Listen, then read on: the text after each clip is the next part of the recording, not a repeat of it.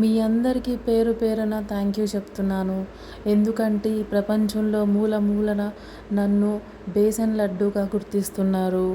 అందరికీ మంచి పేరు ప్రఖ్యాతలు మీరు నాకిచ్చినందుకు నాకు చాలా సంతోషంగా ఉంది.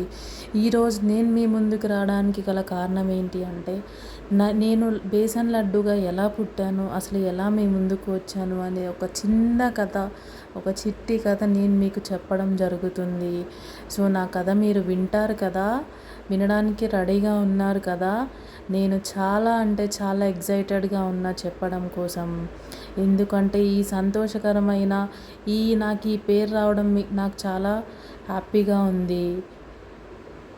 Welcome to Indian food coin. మీ చర్మం ఎంత మృదువుగా ఉంటుందో, మీరందరూ ఈ చర్మాన్ని చూసి ఎంత మీరు సంతోషపడతారో నేను కూడా అంతే. నా చర్మం కూడా చాలా మృదువుగా ఉంటుంది. నేను చాలా అంటే చాలా మృదువుగా ఉంటాను. అందరూ వాళ్ళ చర్మానికి నన్ను రాసుకోవడానికి కూడా చాలా సంతోషంగా రాసుకుంటారు. ఎందుకంటే నన్ను రాయడం వల్ల వాళ్ళ చర్మం ఇంకా మృదువుగా అవుతుంది అని చెప్పి. నేను నిజంగానే చాలా మృదువుగా ఉంటాను. అలాగే మీ మాటలు ఎంత తీయగుంటాయో, ఎదుటి వాళ్ళని ఎంత ఆకర్షిస్తాయో, అలాగే ఈ పంచదార నాలో వేసి కలిపినప్పుడు దాంట్లో వచ్చే రుచికరమైన ఆ లడ్డూలో నేను కూడా దీనివల్ల చాలా హ్యాపీగా ఫీల్ అవుతున్నాను. ఎందుకంటే ఈ పంచదార వల్ల టేస్ట్ వస్తుంది. నాలో కొంచెం కొంచెంగా పోసి ఈ నెయ్యి ఎంత స్వచ్ఛంగా ఉంటుందో అలాగే మీ మనసు కూడా చాలా స్వచ్ఛంగా ఉంటుంది అని నాకు చాలా బాగా తెలుసు. ఇకపోతే నాలో కలిపి జీడిపప్పు బాదం పంటి కింద పెట్టుకొని నమిలితే ఉంటుంది చూడు, ఎంత రుచికరంగా ఉంటుందో. ఇక ఈ ఇలాచీ నా లడ్డూకి ప్రాణం పోస్తుంది. ఎందుకంటే గుమగుమలాడుతుంది, సువాసనిస్తుంది. నేను చాలా పూర్వకాలంలో బయటకు వచ్చాను. అంటే ఏన్షియంట్ ఇండియా టైంలో బయటకు వచ్చాను.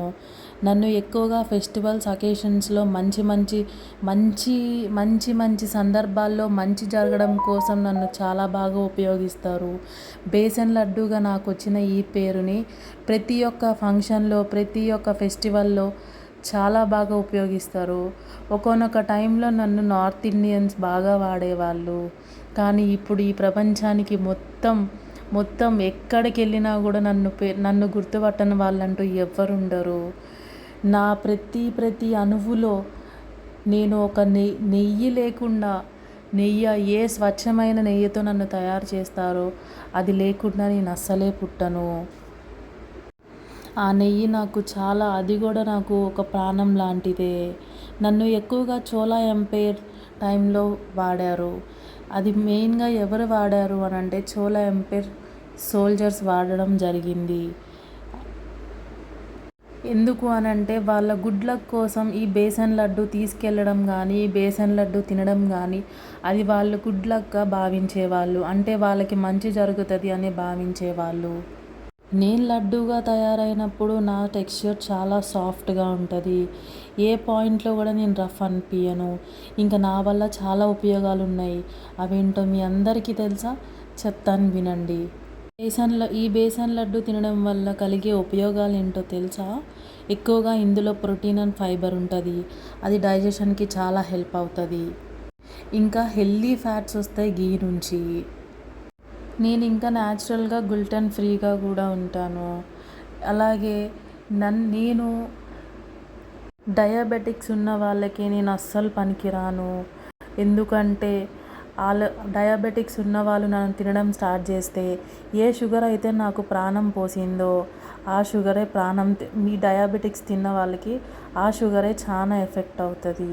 సో నేను డయాబెటిక్స్ ఉన్న వాళ్ళకి తినొద్దు అనే చెప్తాను. ఒక బేసన్, ఒక నెయ్యి, ఒక ఇలాచీ, ఒక షుగర్ ఇవన్నీ కలిపి కొంచెం అందుట్లో జీడిపప్పు బాదం పలుకులు కలిపితే నేను ఒక లడ్డూలా తయారయ్యాను. అదే నాకు ఇచ్చిన పేరు బేసన్ లడ్డు. ఇట్లానే ఈ పేరుతోని నేను ప్రపంచానికి చాలామందికి అందరికీ తెలుసు. ఈరోజు నన్ను గుర్తుపట్టని వాళ్ళంటూ ఎవ్వరూ లేరు. సో ఈ చిన్న కథ, ఈ చిట్టి స్టోరీ నా గురించి మీకు అందరికీ ఉపయోగపడిందని నేను అనుకుంటున్నాను. సో ముందు ఇంకా చాలా నేను బేసన్తో చాలా రెసిపీస్ మీ ముందుకు వస్తాను.